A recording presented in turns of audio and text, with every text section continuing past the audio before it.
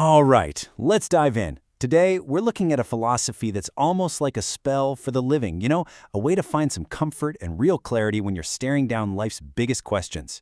If you've ever just felt totally overwhelmed by it all, then you are in exactly the right place. This is it, right? This is the question that's at the absolute core of being human. Why are we here? I mean, we didn't ask to be born, we didn't get to pick our spots, so what's the whole point? This question, this is our starting line. So, this way of thinking frames our existence as this grand paradox. It's really built on four wild contradictions. We get here by pure chance, but we face the absolute certainty of death, and we have to live with the constant ambiguity of not knowing when that end is going to come, all while being handed no built-in purpose, a fundamental meaninglessness. Now, that's not supposed to be a downer. It's just the reality we're starting with. Okay, so where do we go from there? Well, we've got a roadmap. First, we're going to really lean into that paradox. Then we'll find the freedom hiding inside it. We're going to redefine some big old concepts, get some practical advice for living, and finally figure out our place in the whole shebang. Okay, first up, learning to actually live with this contradiction.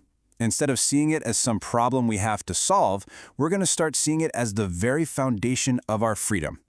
This quote, this really flips the whole script. See, searching for some pre-made why is basically a trap.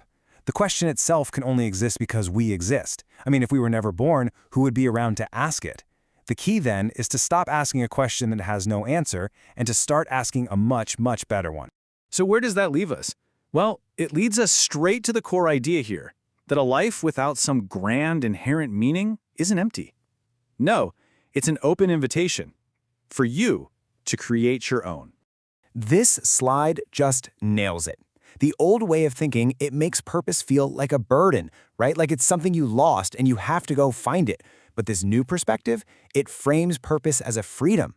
You don't have to find a single thing. You get to create it for yourself, moment by moment. It's a huge shift from being a seeker to being an artist of your own life. And that freedom is unbelievably powerful. It means you are not obligated to serve a purpose that someone else dreamed up. You just have to be a little wary of people who try to give you a purpose, because, let's be honest, it's often a way for them to use your time or your money for their own goals. Your life is yours and yours alone to define.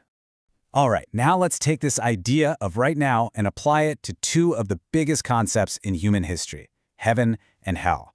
Let's just forget about the afterlife for a minute and talk about the life you are actually living today. The text has this really radical take on the Buddhist concept of samsara. It argues it's not about being reborn over and over. Instead, it's about the cycle that's happening inside you every single day. The cycle between go, which is suffering, and nak, which is pleasure. That is the wheel you're really on. And here's how that cycle works. You can't really know the pleasure of a good meal without the pain of hunger, right? Pain is what gives pleasure its meaning. But here's the catch. Once you get a pleasure, you want a bigger one, a stronger one. And if you chase that pleasure endlessly, well, that's a one-way ticket right back to suffering. That's the cycle of go and neck. Okay, let's tackle the fear of death head-on with a little thought experiment. I want you to think about all that time, 13.8 billion years before you were born. Were you scared then? Were you in pain? Did you feel lonely? Did you feel any kind of suffering at all? Were you sad? The answer is obviously no, of course not. You didn't exist, so you couldn't experience any of it. It was just nothing. A state of neutral non-experience. And here's the crucial point.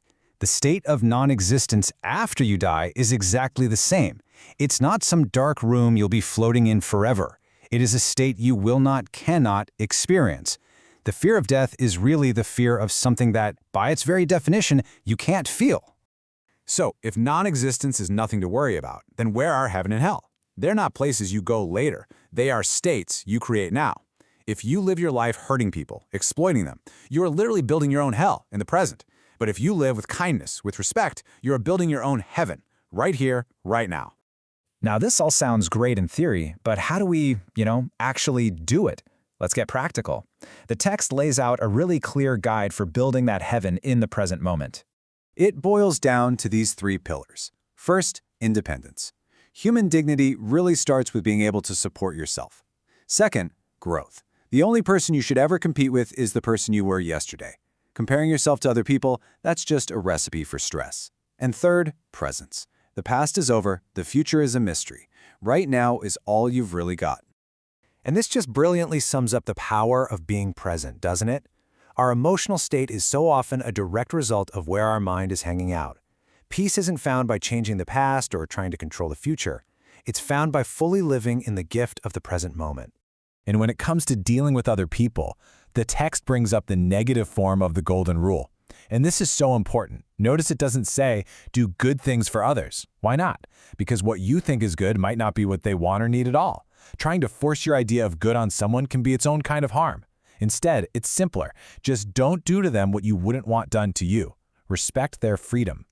Okay, for our last section, let's zoom out. We've talked a lot about the self, but what about our relationship with everything else? Other people, other animals, the whole world itself.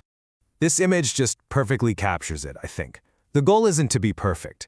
You don't have to be a saint. What really matters is the effort. That simple, conscious choice to just try to be a little better, a little more aware of all the other lives we're sharing this planet with. This philosophy actually breaks our interactions down into 4 modes, just like in nature. If you live only for yourself, that's parasitism, and it leads to feeling empty. If you live only for others, that's sacrifice, and you end up losing yourself. Living only for the group, symbiosis, can crush your individuality, and living only against each other, competition, that's just constant anxiety. The key isn't to pick one. A healthy life, just like a healthy ecosystem, needs a dynamic balance of all 4. And so this is where we end. With no script written for you, no destination waiting after the credits roll, the ultimate responsibility and the ultimate freedom is all yours. This moment, this day, this one life, this is the only heaven you will ever know. So the only question left is, how will you build it?